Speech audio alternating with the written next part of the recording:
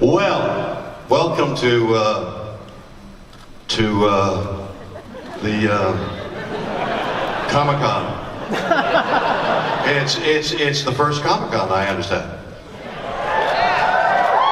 So we're here at this Steve Wozniak's Comic-Con. No, we need more enthusiasm first.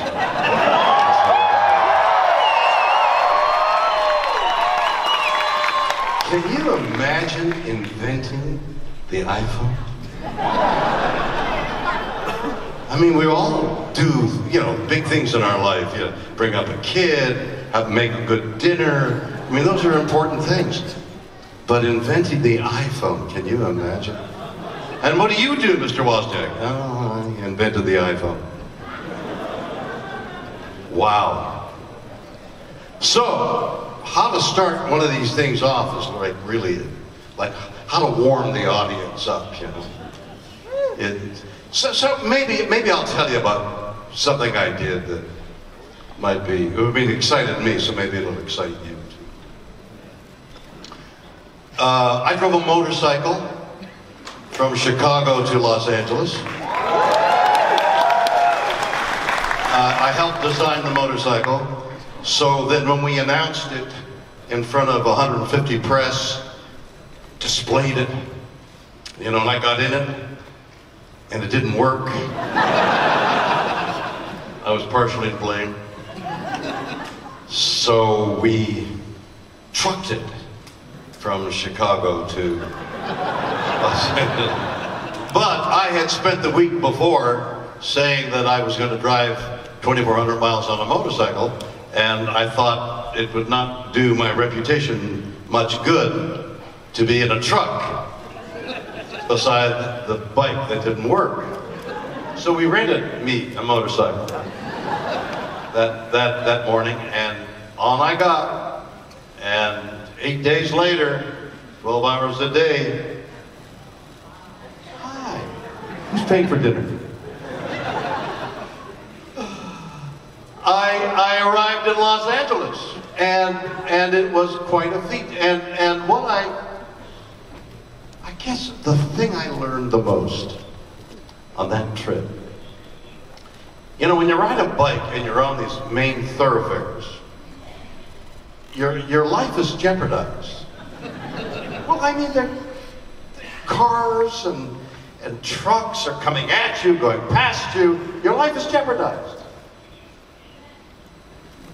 On a previous occasion, a couple of years earlier, I was riding a bike that I owned, and I was going quite slowly.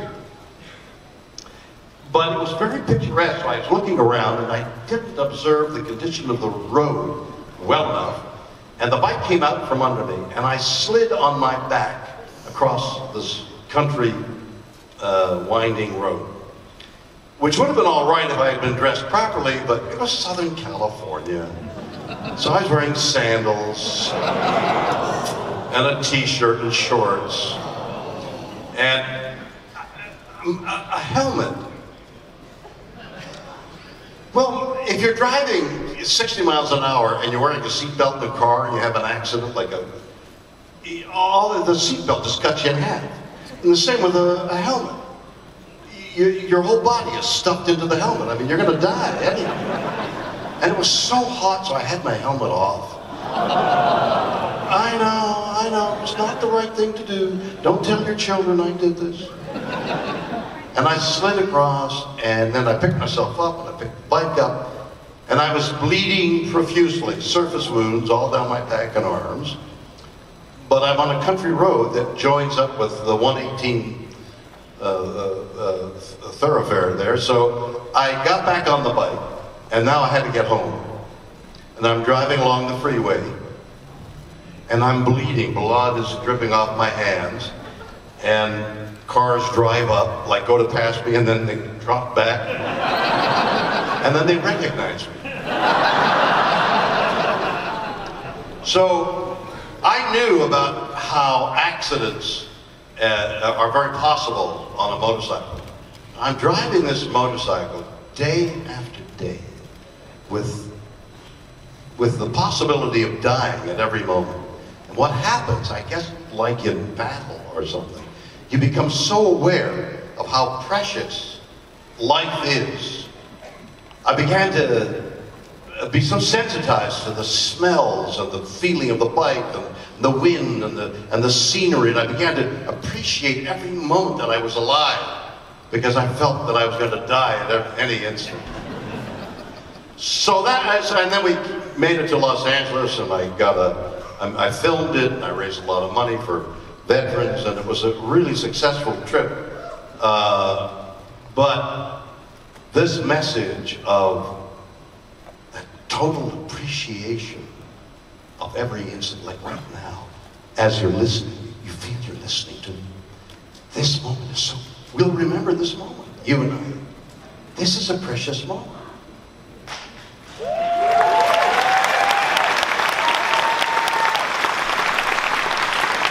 So, Mr. Wozniak started this Comic-Con, which should be wonderful. As the years go by, he's got all kinds of wonderful people coming, and it should be very successful. It's the first evening, you know. So I would like to take the pleasure to embarrass him. And I'm going to tell you a secret. Somewhere, we're way out of town, he and I are going to have dinner. And I'm going to have I've been looking forward to it for a long time. I have the pleasure of talking to him and discovering what you think and how. But I want you to, there's a microphone somewhere. I want you to ask me the first question.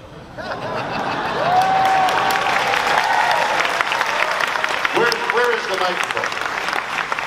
Where is there? Steve, it's right there. Right there. Right there.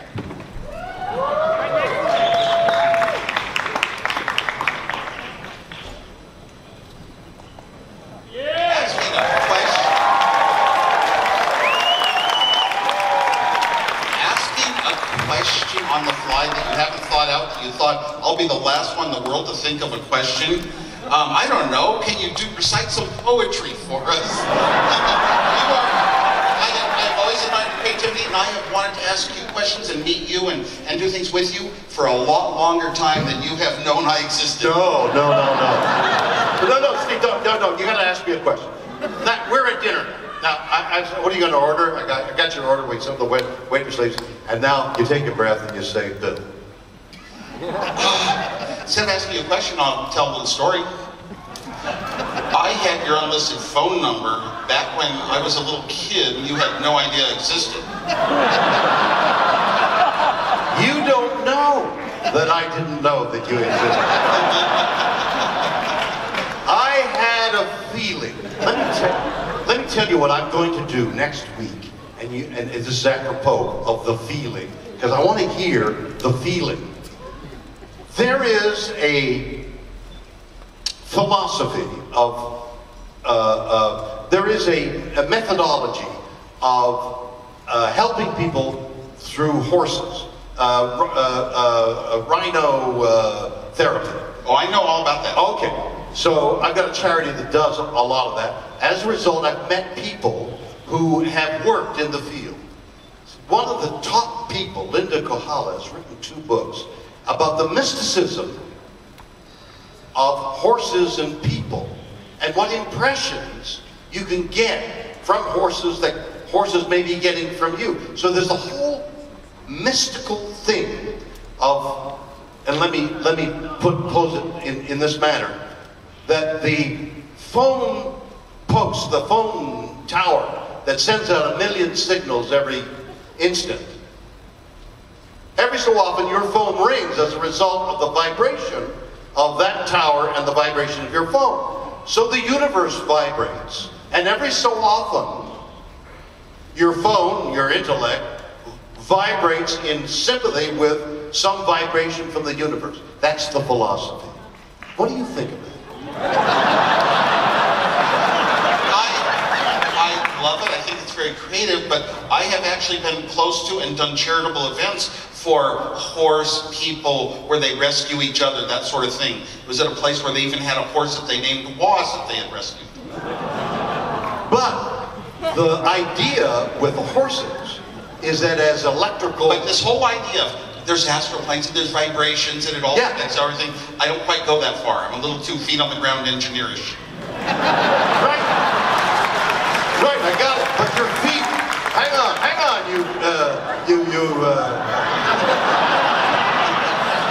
anti-philosophical people, you.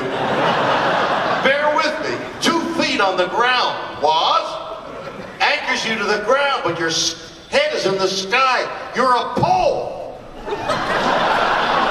You join the earth to the sky. You're an electrical conduit.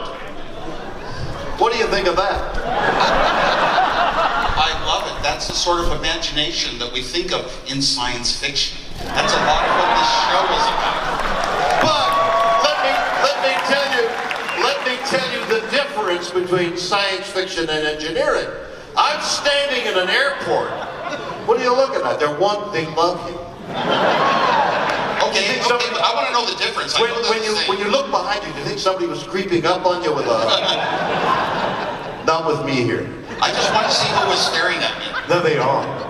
In wonderment and bewilderment and adoration.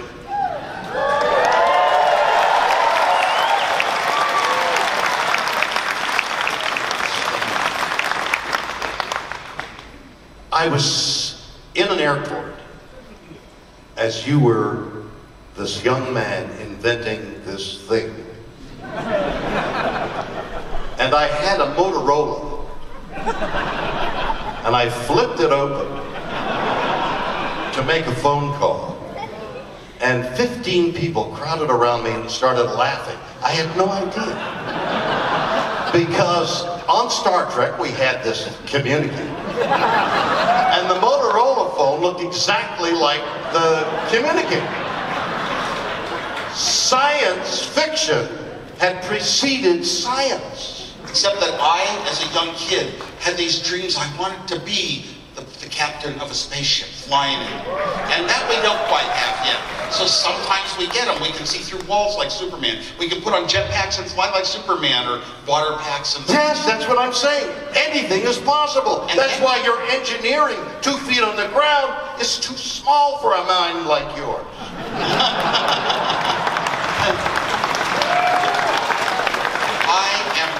Listen, I look back on my work. I was a genius once. The only thing I can be a genius at now is making people think, tricking them into thinking I am one. It's a pleasure. I can't wait to have... Humor is the ultimate creativity, and you've got it. Thank you so much. Wait a minute, over here. I'll be right back. What's your question? Through all your life, what has been your favorite time doing something? Like... During my life, what has been my favorite times doing something? Out of all of your accomplishments, what has been your favorite thing to do? What an interesting question that is. Well, you gotta take the obvious things. How old are you? How old are you? 13. 13? Okay, so you're like on the verge. I have a 13-year-old grandchild, so I know. You're on the verge of great discoveries. So we'll leave those great discoveries alone.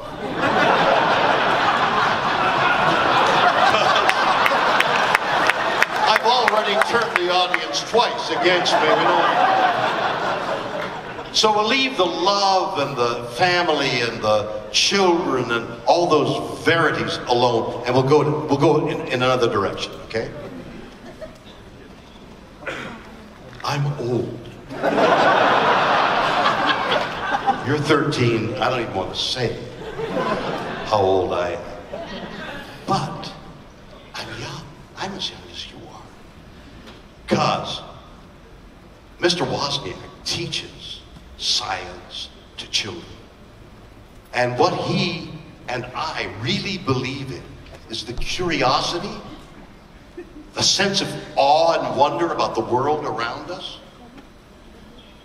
You're wearing glasses. My grandchild wears glasses, okay? When she discovered glasses, she was 6 months old.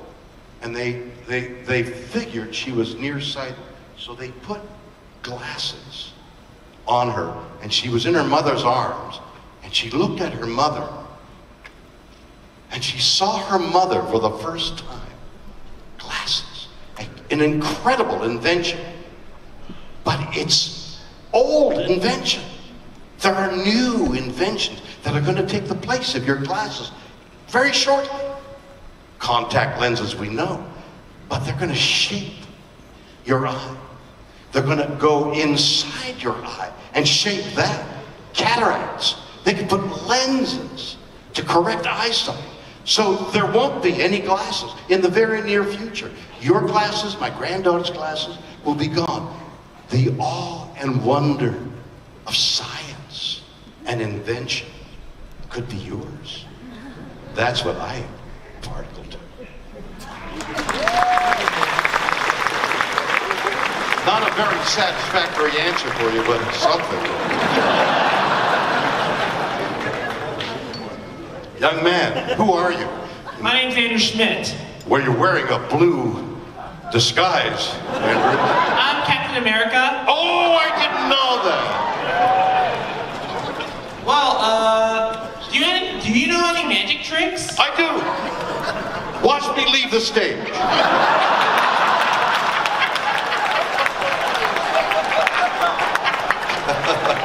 I love that laugh. Do it again.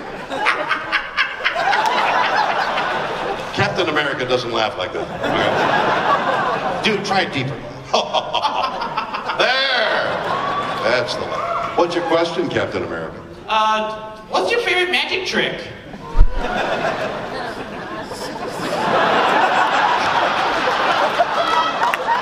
Appearing intelligent is really my magic. What's Kirk's intelligence abilities? Kirk, Captain Kirk, the legendary hero of the galaxy. What's his magic trick? Yes. Is asking questions of Mr. Spock. I mean, he doesn't know. What's that, Mr. Spock? He tells him, he says, okay, I got it now. Should we turn left or right, Mr. Spock? He says, go up. Oh, that's right, go up. No magic tricks. But what's your question? What was your career life like? What is my career life like? Yes. What do you mean by that? I mean, how you auditioned to be Kirk in Star Trek. Okay, there's a reasonable question. I'm going to sit down to answer it. Great. I did an audition. They made they call it a pilot film. It's an example of what the show is going to look like. So they made an hour show that they called Star Trek, and they said to NBC Network, here's what we propose as an example. They call it a pilot. So they made this pilot, and NBC said, we don't like the way it goes, we don't like the story, but it's fascinating. So let's make another pilot with a whole new cast. And the only person they kept was Leonard Nimoy as Spock. But even then, Leonard hadn't fully gotten the character that he made in the second pilot. So when they made the second pilot, they called me and asked me if I would play the part of the captain. So I didn't audition. I was asked to do it, and I said yes when I saw the first pilot. I said, wow, that looks interesting. I'll do the second pilot, and that was how that worked. Captain America, you okay? Little man, what's your question? How was it working with Leonard Nimoy? Thank you, I'm very cute. You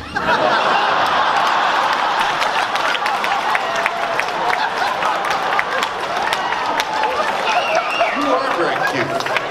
Thank you. That's not necessarily a compliment. You're a young boy. Now you're going to be stalwart and handsome and athletic. You used to be cute. Now you're, what are you, 7, 8, 9 years old? 9. Yes.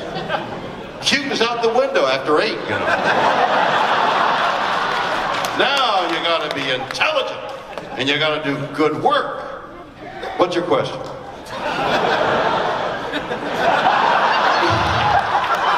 How was it working with Leonard Nimoy? The award thing? What? What was that word, sweetheart? The award? Working. Working. Working with Leonard Nimoy. Okay. I wrote a book just recently, which is on the New York Times bestseller list. You know what that is, don't you? No. Well, remember this. What's your name? Spencer. Spencer, the New York Times bestseller list is a popularity thing. Like, who's the most popular? Leonard Nimoy is the most popular book.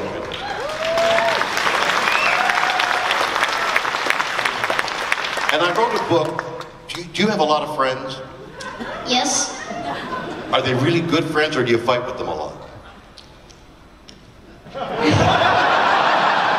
I fight with them a lot, but it's just for fun.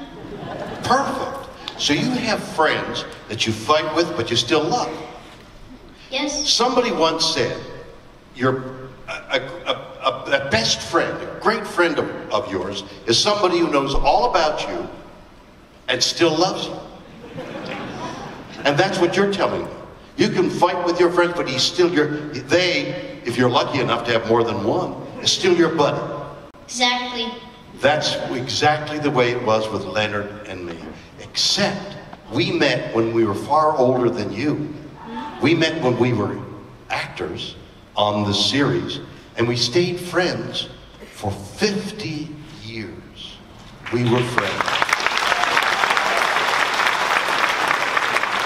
And there were occasions when we would fight, not physically, because I could beat the heck out of him.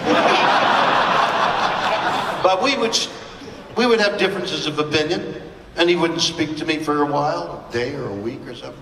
But we always made up because he was my best friend. I never had a friend like you're talking about. I don't know why. I was busy, struggling as a young man and as an actor, didn't have time. But then, because of, he and I would appear on stage together like this, and we'd make each other laugh and make you laugh and everybody else laugh because we enjoyed each other so much. For 50 years, I had this dear, dear friend. We had a disagreement, I'm not quite sure what it was, at the very end. And he died before we could make up. This is all in my book called Leonard. And it might be something you want to pick up as one of the books you're going to read. I mean that sincerely, because it's all about friendship. And you sound like you've got these wonderful friends that you can have a disagreement with and still have your best buddies. So, what was it like to work with Leonard Nimoy? He was the best.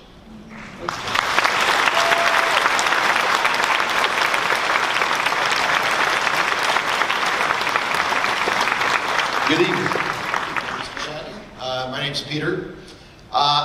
You still spend a lot of time on stages like this one and sometimes doing your one-man show. I wanted to ask you about all the way back at the beginning of your career, on the Canadian stage and then on the Broadway stage, what kind of lessons you took that were foundational for your acting career from that time? And would you ever go back? You could do King Lear.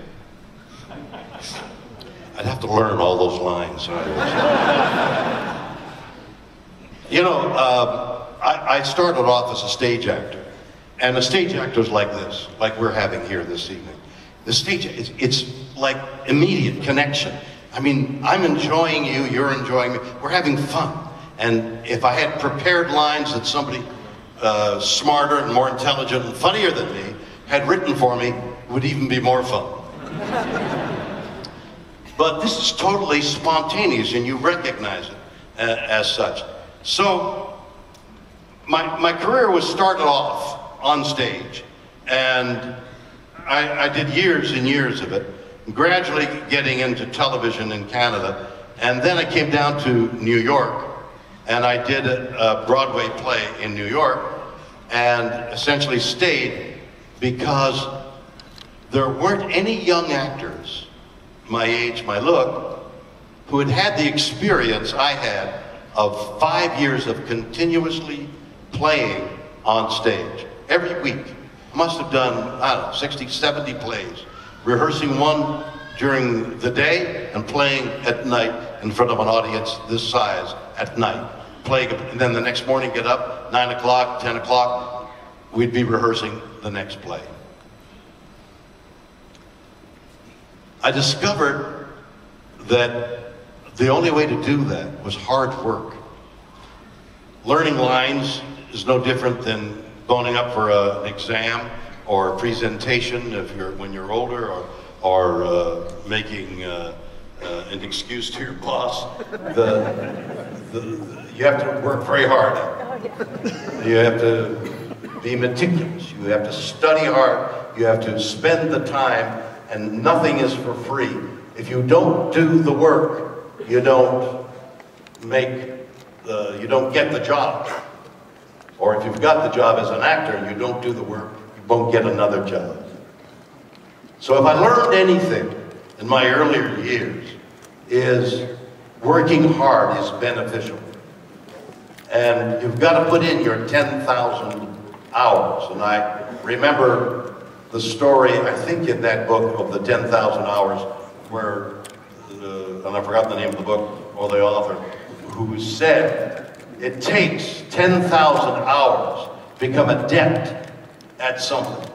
And I remember it was Gates who passed by the computer that was empty at night, and he would go in at night and work on the computer night after night, because it was freed up at the early morning hours.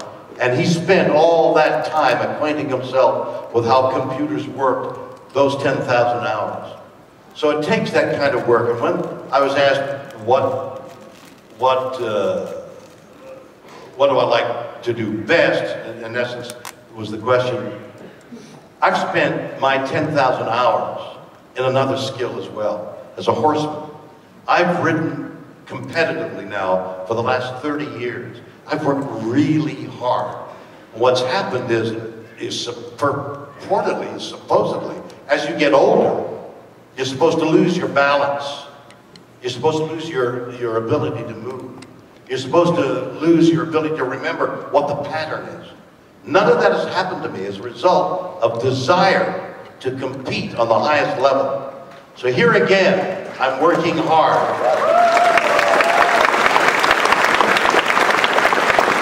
And I've become one of the top reigners in competition in Southern California. And it's a highly physical skill. And I've tried to I get up in the morning and work out with the intention of, I got to get better for the horses. And I am. I'm better this year than I was last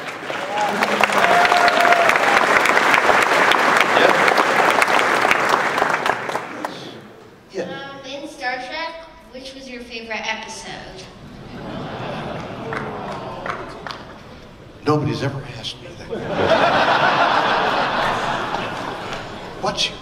Do you watch Star Trek? Yeah. Why was that yeah?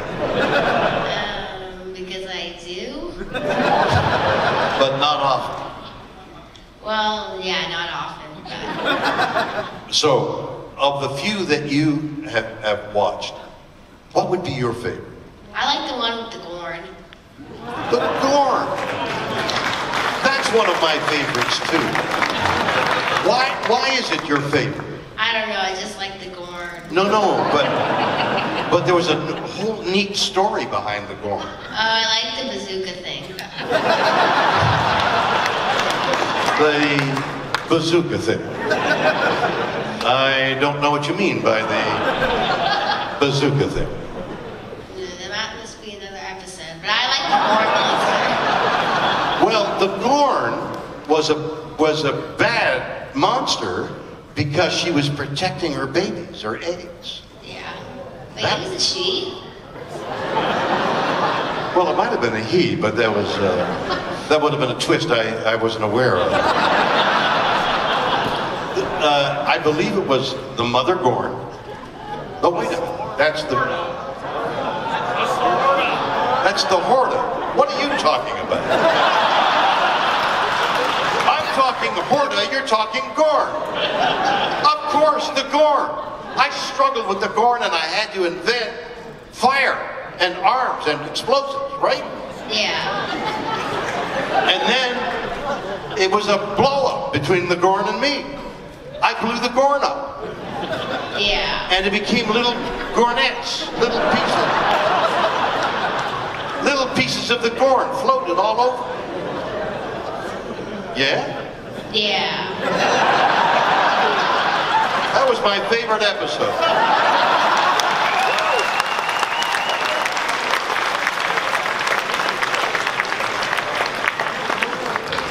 The truth of the matter is, I can't stand looking at myself, so I never saw many of those things. And when I directed pieces that I was in, the torture was seeing myself on screen and having to criticize myself because I'm self-critical. At Yosemite. You're not going to like this question. Oh dear.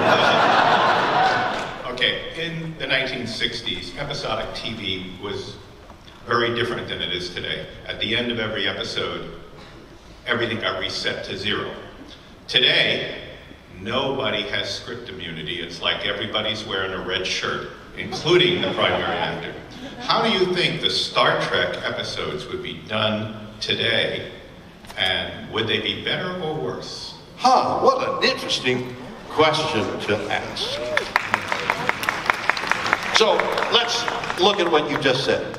In the, say, the 60s and 70s, every episode ended and it was over, and the characters who were the main characters in the piece existed, and you knew they were going to be alive next week to have tell another story. Nowadays, people get killed off willy-nilly to maintain your interest, and everybody's in jeopardy. And believe me, the actors know that they're in jeopardy. And so they ask for less money because they know that.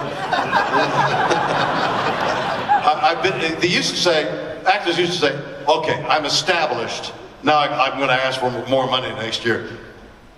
That doesn't exist anymore. You're established, but you could leave in the moment. For me, and this is why studio heads pick young writers, because they're so with the cultural currents. For me, I liked coming to an end, a sigh of relief. Oh, they've saved the day, and I'm going to watch next week and watch them save the day again. That was, I still hold on to that. To not know whether my favorite character was going to live or die in all those things, and all those series that were so popular, filled me with apprehension. And I didn't like it. And I longed for the well-made play, beginning, middle, and end, and that was it. That was my opinion. Well, how do you guys feel about that? Give me a sound of yes, if you like the closed end thing. And what about the open end show? About split. Or as Trump would say, I won.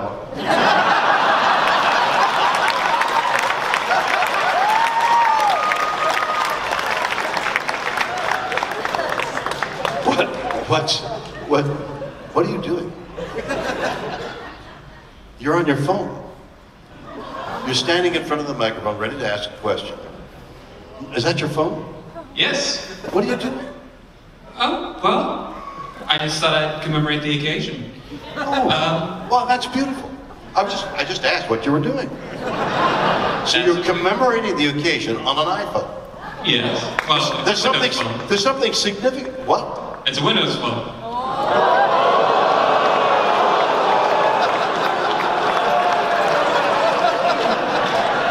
You better have a good question. Yes, I What's your question? do. Well, you've shown a lot of terrific insight in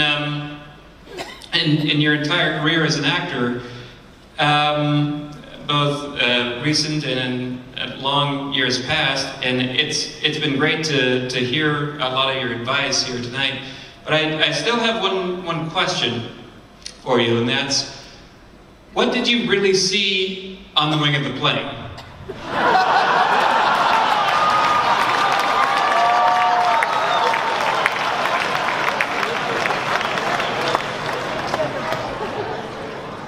A Czechoslovakian acrobat in a little furry suit.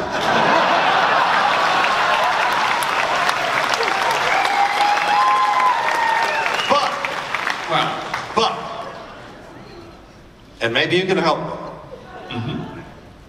Reason, that's terror at 20,000 feet, isn't it? Correct. Ooh, correct. We could go further into that, but I'll avoid it. Why do you think that piece has remained so popular? That it's in all those marathon of Twilight Zone. Why is it so popular?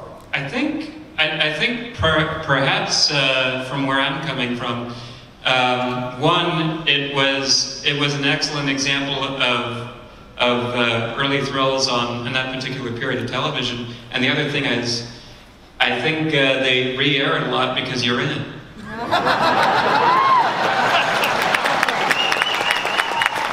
Well, I think that it touches a core fear that we all have about getting in this cylinder, and then it goes up, and you think, how's it going up? And then it hits a bump, and you think, does that mean we're going down? And then every so often something happens, like a lightning strike on a plane, and there's a loud bang, and you think this is the end. I'm never going to fly again.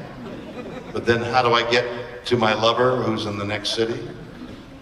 It's a choice between sex and the plane. And you choose sex and you fly again, but you're filled with fear. And so the sex isn't very good, so you fly back.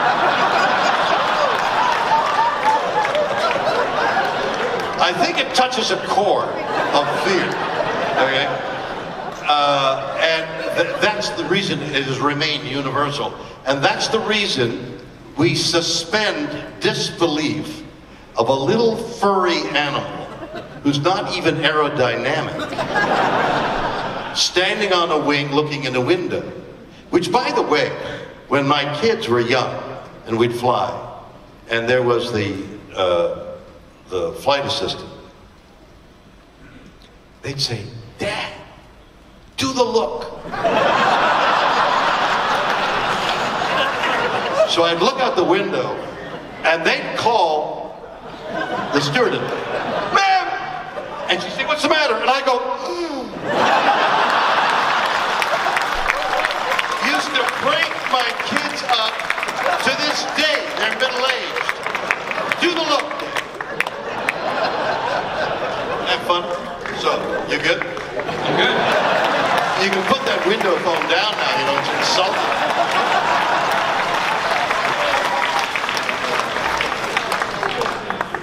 Good evening, sir. Doing all right, thank you. My question is, throughout your career, have you ever auditioned for a role in which you had very high expectations, but during filming or towards the end, it didn't quite turn out the way you expected it to? Did I ever have that situation? Yes, sir. I can't think of a time when it didn't. Well played. Well played.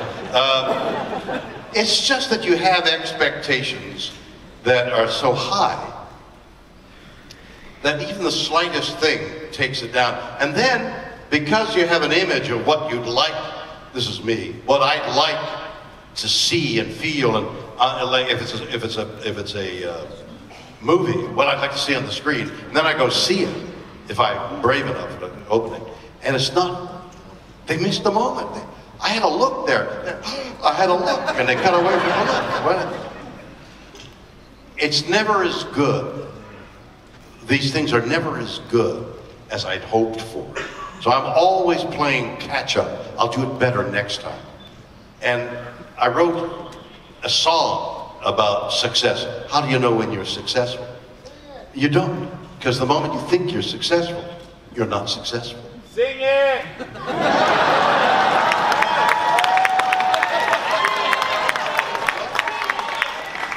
Sing? It's never as good as I want it to come out. I've been asked to write a Christmas album, and I'm working with Ben Folds, with whom I did Has Been, and we're starting work on a Christmas album. My ambition is to make it a Christmas classic with new songs and new interpretations of old songs. We'll see what happens. It's a noble ambition.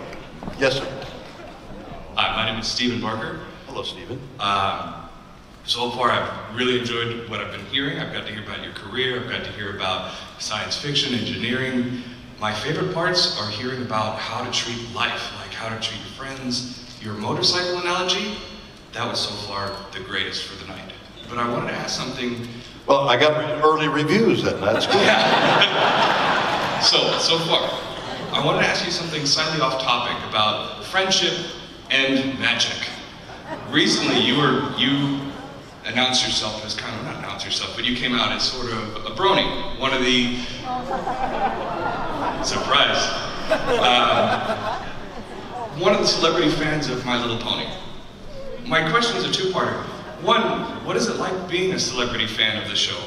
And two, has there been more conversation about being a celebrity guest star in one of the episodes? Well, let me be clear about why I do those Twitter things. No, there's no sometimes I don't watch the show, but I Twitter it to because there are people following me on Twitter. I Twitter it and say this is an interesting show, and in doing so, I run a charity, and for 30 years I've been running a charity that benefits kids and veterans, and raising money. Like right now, I'm trying to get an entertainer. I'm dying. I had Jewel. Jewel said she might be able to do it, and then she couldn't do it. And it's driving me nuts. I'm trying to get a name entertainer for our little charity. But like I say, it's been going on for 30 years. Where am I going with that? So, over the last few years, with the social media becoming more and more prominent, becoming a way of life, I've discovered, like all of you know, but it takes me longer, that the social media opens up new avenues for everything, for marketing, for entertainment, for contact, and for raising money for charity. And these shows that I talk about and laud and send me things that you can't get, but I can get. And I put them up for silent auction. I think it's on horseshow.org. And we've raised on a silent auction, which used to get us $5,000–6,000 on signed autographs that anybody can get from a celebrity for a charity. We get exotic things. This year, the silent auction for the Hollywood Charity Horse Show will have extraordinary things that are never seen on the market. We've raised tens of thousands of dollars. Last year, almost $50,000. This year, it'll be a lot more for the charity. So, my contact with all this Twittering The purpose is to let you know I've written a book. Ask your questions and I'll answer them. Let me tell you about something that I've uncovered, like these 2 books about horses and their spiritual quality. I'm going to meet the authoress. We'll talk about it tonight. I'm meeting the authoress tomorrow, Monday. She's coming from Arizona to stay with us. And we're going to go up to my horses. And she's going to read the horses. She's going to read, because there's a psychological element involved here as well. So I'm into a whole area that I would never have been in if it hadn't been for the social media. And so the pony thing is extraneous. What is important is reaching out to you and saying, there's an auction that you might want to give a little money to a kid, because every penny goes to the charity. Nobody gets paid in my it's my charity. And my assistant and I run the charity. And then we get people to give us things for free, and Priceline.com and Wells Fargo sponsor us and give us money, and that money goes to all these great charities. And so the social media is part of that overall plan. You good?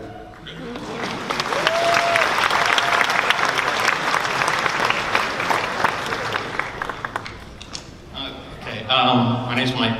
Hi, Mike. Over 30 years ago, I enlisted in the Navy. I want to thank you for your service. And they showed me a video that you did for them, recruiting submarine sailors. I'm just wondering how you got involved with doing that. Well, I choose very carefully what public service announcements I make, because you can imagine I get a lot of people asking me to do it. So it's a difficult choice to make. But the whole idea of going underwater for a lengthy period of time, with the reality of sinking with you and suffering the worst of deaths as you slowly drown. The bravery of those people struck me. The Navy, our Navy boys who went into submarines, struck me as being beyond anything I could imagine. And that's why I did that. You look great as Spock. I want to thank you very, very much this evening. What a wonderful experience it has been for me. I hope you enjoyed it. Thank you so much.